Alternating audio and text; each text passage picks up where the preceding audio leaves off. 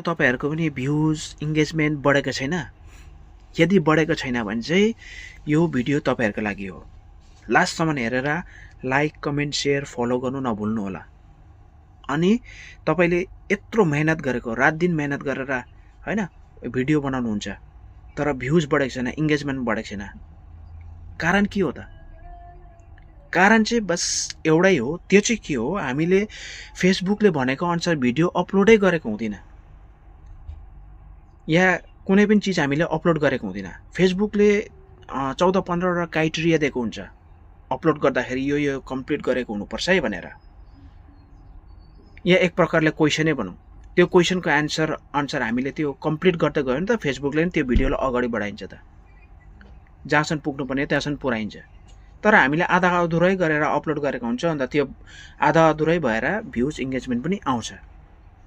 त्यो चाहिँ हामीले कसरी थाहा पाउने हो त भन्देखिलाई यो भिडियोको माध्यमद्वारा तपाईलाई बताइरहेको छु। लास्टसम्म बनिराख्नुहोस् ल भिडियोमा। तपाईले त्यसको लागि के गर्नुहोस्, आफ्नो प्रोफाइल पिक्चरमा क्लिक गर्नुहोस् हैन। प्रोफाइल पिक्चरमा क्लिक गरेर चाहिँ तपाईको जुन नयाँ ड्याशबोर्ड खोलिन्छ, ड्याशबोर्डमा कुनै पनि तपाईले एउटा भिडियो सिलेक्ट गर्नुहोस् आफ्नो। त्यो हेर्नुहोस्, त्यो चाहिँ चेक गर्नु लागि चाहिँ तपाईले सी इनसाइट्स, मैले यो आफ्नो भिडियो लिए सी इनसाइट्समा क्लिक गरेर हेर्छु। अब क्लिक गर्दाखेरि त्यहाँ तपाईले स्क्रोल डाउन गर्नुहोस्, नयाँ पेज खोलिन्छ। तपाईले ध्यान राख्नुपर्ने कुरा चाहिँ के हो, यहाँनिर ग्रीन कलरको छ भने तपाईले सुर्ताउनु पर्दैन, कपिराइटको इस्यु केही छैन। अन्त भ्युज कति आएको छ, इन्गेजमेन्ट कति बढेको छ त्यो सबैले यसमा देख्नुहुन्छ, तपाईले देख्न सक्नुहुन्छ। अनि अलिक स्क्रोल डाउन गरेर तपाईले यहाँ हेर्नुहोस्, यहाँनिर मलाई फेसबुकले 14 वटा क्राइटेरिया देख्दैछ। त्यो चाहिँ मैले सबै फुलफिल गरेको रहेछु है। 14 out of 14 applied to the post. त्यो कम्प्लिट छ कि छैन त म कता चेक गर्न सक्छु? सी अल मा क्लिक गर्नुहोस्। सी अल मा क्लिक गरेर तपाईले हेर्न सक्नुहुन्छ। यहाँ पुरै मेरो एप्लाइड भइरहेको छ। यसको मतलब मेरो जुन भिडियो अपलोड गर्नुको जुन प्रकारले मलाई फेसबुकले क्राइटेरिया दिएर भनेको थियो त्यो सबै मैले त्यही प्रकारले भिडियो चाहिँ अपलोड गरेको रहेछु। त्यही भएर मेरो भ्युज पनि यसमा बढिरहेको छ अहिलेसम्म है त। अनि तपाईको कहाँनिर चाहिँ गल्ती भएको रहेछ त म अब मेरो अर्को नेक्स्ट भिडियोमा तपाईलाई भनिरहेको छु। हेर्नुहोस्, अब यो पछि गर्दै जाउँ, ब्याक गर्दै जान्छु है। नेक्स्ट भिडियो म लिन्छु। सायद त्यो भिडियोमा मेरो केही गल्ती यसमा यो भिडियोमा ल्याउँ। यो भिडियोमा लिँदाखेरि सी इनसाइट्समा जानुहोस्।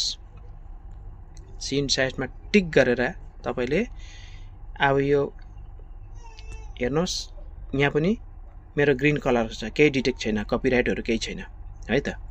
अब स्क्रोल डाउन गर्दै जानुहोस्। स्क्रोल डाउन गर्दै जाँदाखेरि यहाँनिर मेरो 14 आउट अफ 14 छ। तर यो सही छ कि छैन चेक कसरी गर्ने? यहाँ सी अल मा चेक तपाईले टिक गर्नुपर्ने हुन्छ। यहाँ टिक गर्नुहोस्। अब यहाँ मेरो के छ हेर्नुहोस्, के बताइरहेको छ? जुन 13 वटा मलाई होमवर्क दिएको थियो या क्राइटेरिया दिएको थियो या क्वेशन दिएको थियो त्यसमा मेरो 12 वटा मात्र सही भइरहेको रहेछ। एउटा के सही भएको छैन त? त्यो के सही भएको रहेन रहेछ?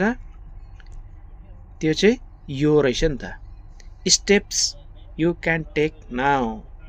मैले के बिर्सेको रहेछु? मेरो भिडियोलाई चाहिँ प्लेलिस्टमा हाल्नु नै बिर्सेको रहेछु।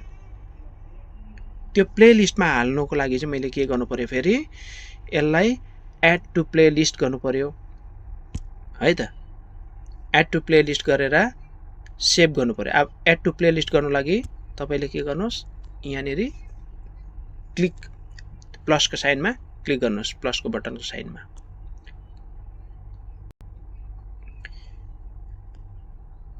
यहाँनिर क्लिक गरिसकेर अब तपाईको के लेख्नु छ त्यहाँनिर हैन, त्यो भिडियोको अनुसार मेरो life is beautiful part 31 no save गरेर मैले समथिङ इज रङ भन्दैछ हो। यसको मतलब मेरो यो चाहिँ मैले अपलोड गर्दाखेरि चाहिँ ध्यानमा राख्नुपर्ने हुन्छ। अपलोड गर्दा तपाईले त्यहाँनिर अप्सन दिएको हुन्छ ट्याग योर फ्रेन्ड्स अनि add your reel as a playlist भनेर।